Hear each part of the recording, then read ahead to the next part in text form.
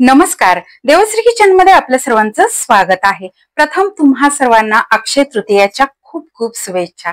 आज आपण अक्षय तृतीया निमित्त आमरस पुरी कसं तयार करायची ते पाहणार आहोत। आता तुम्ही म्हणाल की आमरस पुरी तयार करायचे हे काय अवघड आहे, पण सोपं सुद्धा नाही। कारण जेव्हा आपण पुऱ्या करायला घेतो त्यावेळेस कधी कधी तेलकट होतात, कधी मऊ पडतात किंवा त्या कधी वातड होतात। अशा पद्धतीच्या बऱ्याच समस्या पुऱ्या करताना येतात आपल्याला। तर ते टाळण्यासाठी काय करायचं, पुऱ्या कशाच्या करायच्या, ते पौष्टिक कशा होतील किंवा तेलकट कशा होणार नाहीत याची काळजी कशी घ्यायची किंवा वातड होऊ नये म्हणून काय करायचं, हे सगळं आपण या व्हिडिओ मध्ये पाहणार आहोत। आणि याच बरोबर यामध्ये मी तुम्हाला बऱ्याचशा टिप्स सुद्धा देणार आहे, ते सुद्धा तुम्ही पाहू शकता। त्यामुळे तुम्हाला पुऱ्या करायला अगदी सोपं जाईल। आणि आज आपण आमरस करतोय ते पारंपरिक पद्धतीने करतोय, साखर न घालता करतोय। तो कसा करायचा, त्यामध्ये काय घालायचं आणि मिक्सर मध्ये न करता हाताने करून सुद्धा एक जीव आणि एकसंत आमरस कसा करायचा ते आज मी तुम्हाला दाखवणार आहे। एकदम साधी सोपी रेसिपी आहे, एकदम चवीला भन्नाट आमरस पुरी लागते। आणि अक्षय तृतीया आहे, अक्षय तृतीयाला आमरसाचा मान असतो, त्यामुळे ही रेसिपी मी तुम्हाला दाखवत आहे। रेसिपी कशी वाटली कमेंट करून नक्की सांगा। त्याचबरोबर रेसिपी आवडल्यास एक लाईक मात्र नक्की करा। त्याचबरोबर तुम्हाला जर माझ्या रेसिपी आवडत असतील तर माझ्या चॅनलला सबस्क्राईब करायला विसरू नका। त्याचबरोबर तुम्ही इंस्टाग्राम वरती असाल तर इंस्टाग्राम वरती मला फॉलो करा। चला तर मग वेळ न घालवता रेसिपीला सुरुवात करूया।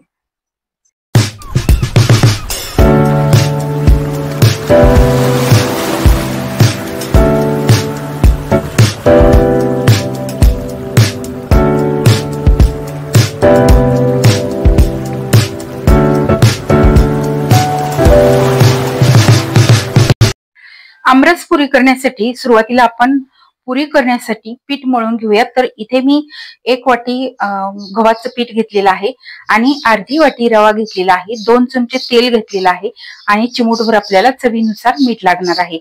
तर आपण हे पीठ मळून घेऊया। तर इथे मी गव्हाच्या पिठाचा वापर करते आहे। जर तुम्हाला गव्हाचं पीठ घ्यायचं नसेल तर मैदा वापरला तरी चालेल, पण आज आपण पारंपरिक पद्धतीने पुरी आणि रस करतोय, त्यामुळे इथे मी गव्हाच्या पिठाचा वापर करते आहे। आता यामध्ये आपण चवीनुसार मीठ घालूयात, व्यवस्थित मिक्स करून घेऊयात। यामध्ये तुम्ही अर्धा रवा आणि अर्धा मैदा असं प्रमाण घेतलं तरीही चालेल, किंवा अर्ध गव्हाचं पीठ आणि अर्धा रवा असं घेतलं तरी चालेल।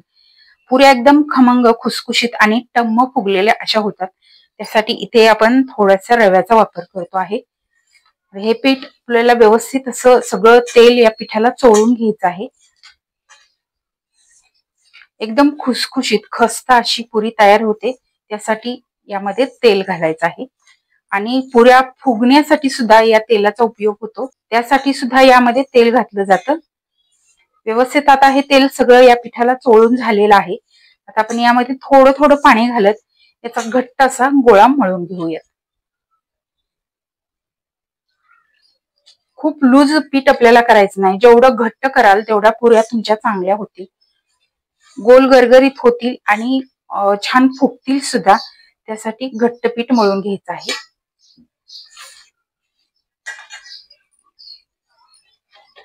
पीठ आपलं छान मळून झालेलं आहे, तुम्ही पाहू शकता बऱ्यापैकी घट्ट पीठ मळून घेतलेलं आहे। तर आता आपल्याला याला थोडंसं तेल लावून घ्यायचं आहे। व्यवस्थित हे मळून घेऊयात व चुरून घेऊयात। हे पीठ आपल्याला एक 15 ते 20 मिनिटे छान भिजून घ्यायचं आहे, कारण यामध्ये आपण रवा घातलेला आहे, तो छान भिजला पाहिजे, तरच आपल्या पुऱ्या छान अशा खस्ता होतील किंवा खुसखुशीत होतील। त्याच्यावरती आपण एक कापड झाकून 15 ते 20 मिनिटे हे पीठ भिजवून घेऊया। पुरीचं पीठ भिजतंय तोपर्यंत आपण आमरस करून घेऊयात, म्हणजेच आंब्याचा रस करून घेऊयात। तर इथे मी हा केशर आंबा घेतलेला आहे। तर रसासाठी हा आंबा खूप छान आहे, तुमच्याकडे जो मिळतो किंवा तुम्हाला जो आवडतो तो घेतला तरी चालेल। आणि आज आपण या रसामध्ये साखरेचा अजिबात वापर करणार नाही, तर आज मी यामध्ये गूळ घालणार आहे, त्यामुळे या रसाला आणखीनच चव वाढते। आणि चिमूटभर आपल्याला मीठ लागणार आहे, तुम्हाला हवं असेल तर तुम्ही यामध्ये वेलदोड पण घालू शकता, पण मी आज नाही घालत। तर आता रस आपल्याला हाताने करायचा आहे, पण तो मिक्सरवरती जसा एक जीव होतो किंवा एकसंत होतो तसा झाला पाहिजे. तर त्यासाठी कोणती ट्रिक वापरायची ते मी पुढे तुम्हाला दाखवेन. तर सुरुवातीला रस करताना डायरेक्ट सालं काढू नका. तर असं हे आपण देठ काढून घेतले, स्वच्छ आंबे धुवून घेतलेले आहेत. तर हा देठ जो काढलेला आहे त्याच्यावरती असा अंगठा ठेवायचा आणि अशा पद्धतीने हा आंबा गोल गोल फिरवत अगदी मऊ करून घ्यायचा. म्हणजे यातला जो रस आहे अजिबात गुठळ्या न होता अगदी मऊसूत असा आपला रस तयार होतो. अशा पद्धतीने हे पहा, अशा पद्धतीने आपले हे सगळे आंबे आपण अगोदर मऊ करून घेऊयात.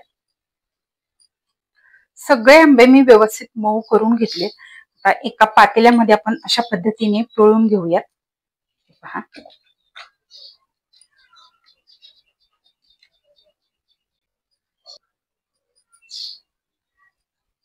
तर यातली ही जी कोय आहे ती पूर्ण आपण अशी पिळून बाहेर काढूयात.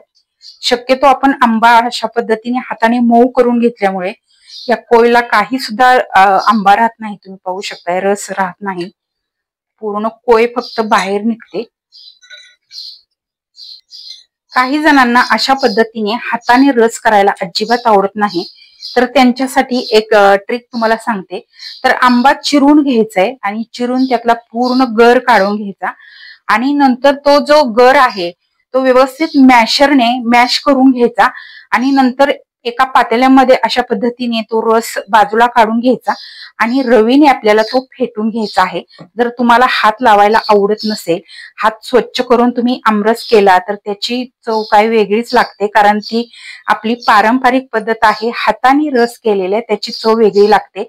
मिक्सरवरचा जो रस असतो त्याची चव वेगळी लागते. तुम्ही एकदा नक्की ट्राय करून बघा, तुम्हाला सुद्धा नक्कीच अनुभव येईल किंवा कळेल. अशा पद्धतीने या ज्या आंब्याच्या साली आहेत त्या अशा उलट्या करून घ्यायच्या, म्हणजे यातला जो राहिलेला गर आहे तो पूर्ण या रसामध्ये आपल्याला घालता येतो. आता यामध्ये आपण थोडस पाणी घालूयात आणि या सगळ्या कोय आणि साली पिळून घेऊयात.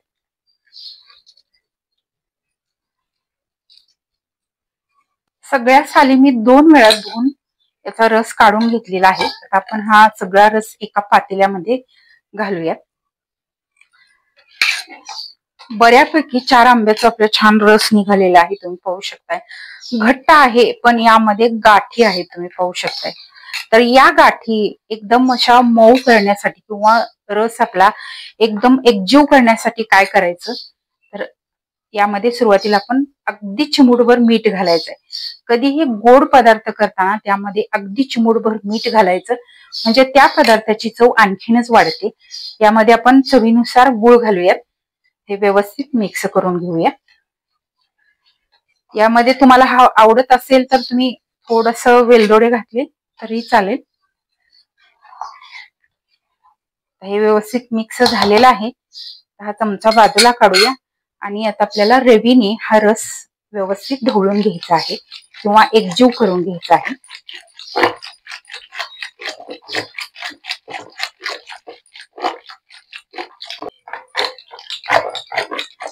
एक 5 मिनिटे छान मी हा रस रवीने व्यवस्थित ढवळून घेतलेला आहे, फेटून घेतलेला आहे. आपण रवी बाजूला काढूयात. इथे आपला मस्त असा एकसारखा मस्त असा दाटसर रस आपला तयार झालेला आहे. तुम्ही पाहू शकताय करायची अगदी सोपी पद्धत आहे आणि आपण यामध्ये गुळ घातलेला आहे त्यामुळे याला रंगही खूप छान आलेला आहे. आणि गुळाचा रस ही पारंपरिक रेसिपी आहे, चवीला एकदम मस्त लागतो. या पद्धतीने तुम्ही नक्की करून पहा. तर हा रस आपण थोड्या वेळासाठी फ्रीज मध्ये ठेवूया आणि तोपर्यंत पुऱ्या करून घेऊया. रस आपला तयार झाला आणि पुरीचं पीठ सुद्धा आपलं छान भिजलेलं आहे. आपण हे परत थोडस पोळपाटावरती मळून घेऊयात किंवा चुरून घेऊयात.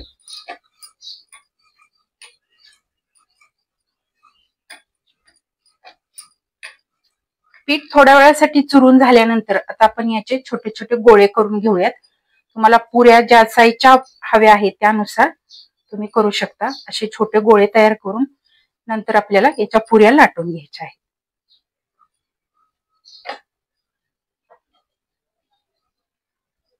पीठ खाली चिकटत असेल तर तुम्ही याला तेल किंवा पीठ लावू शकता, पण इथे मी असंच लाटून घेते.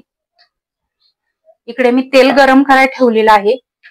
तर या पुऱ्या आपण थोड्याशा लाटून घेऊयात आणि नंतर तेलामध्ये तळून घेऊयात। तर पुरी करताना कधीही खूप पातळ करायची नाही किंवा खूप जाड करायची नाही। तर अशा पद्धतीने मीडियम साईजची पुरी आपल्याला लाटून घ्यायची आहे। हे पहा, अशा पद्धतीने लाटून घेतल्यामुळे या पुऱ्या छान टम्म फुगल्या जातात।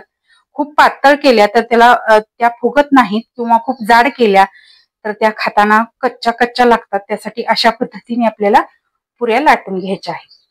थोड्याशा लाटून घेऊयात आणि नंतर आपल्याला तळून घ्यायच्या आहेत।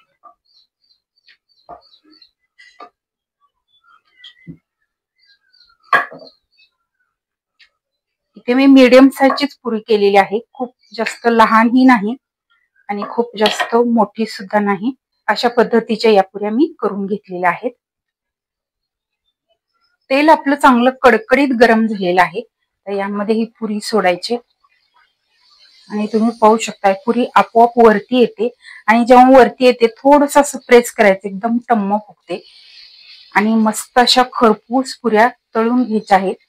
जेवढ्या छान तळून घ्याल तेवढ्या छान चवीला लागतात आणि खरपूस थोड्याशा केल्यामुळे या खूप वेळ अशाच क्रिस्पी टिकून राहतात। त्यासाठी अशा पद्धतीने थोडासा असा गुलाबी किंवा लालसर रंग यायला लागला की काढून घ्यायची। हे पहा, मस्त आणि बराच वेळ अशी ही टम्म फुगलेली पुरी राहते।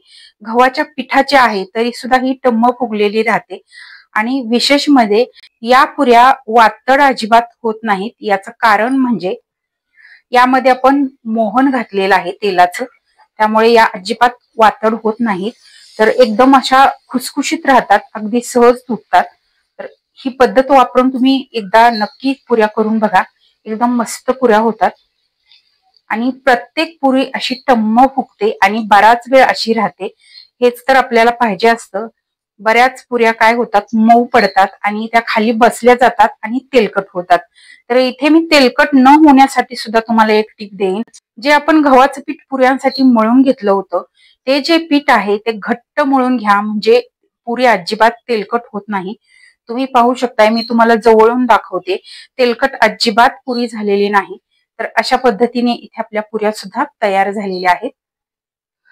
मस्त असं आणि पारंपरिक पद्धतीनुसार आज आपलं सात्विक असं अक्षय तृतीयेनिमित्त जेवण तयार झालेलं आहे।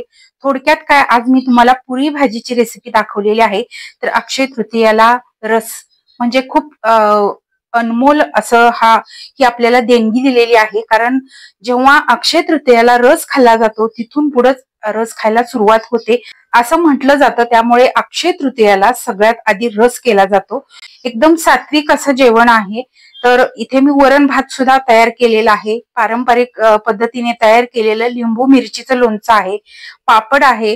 तर अशा पद्धतीने एकदम मस्त असं आपलं जेवण तयार झालेलं आहे। ही रेसिपी तुम्हाला कशी वाटली कमेंट करून नक्की सांगा। या रेसिपीला लाईक करा, शेअर करा। त्याचबरोबर तुम्हाला जर माझ्या रेसिपी आवडत असतील तर माझ्या चॅनलला सबस्क्राईब करायला विसरू नका। त्याचबरोबर बेल आयकॉन वरती क्लिक करा, म्हणजे मी जेव्हा जेव्हा माझ्या रेसिपी अपलोड करेन तेव्हा तेव्हा सर्वात आधी त्याचे नोटिफिकेशन तुम्हाला मिळेल आणि माझे प्रत्येक नवीन आणि पारंपरिक पद्धतीच्या रेसिपी तुम्हाला पाहता येतील। धन्यवाद।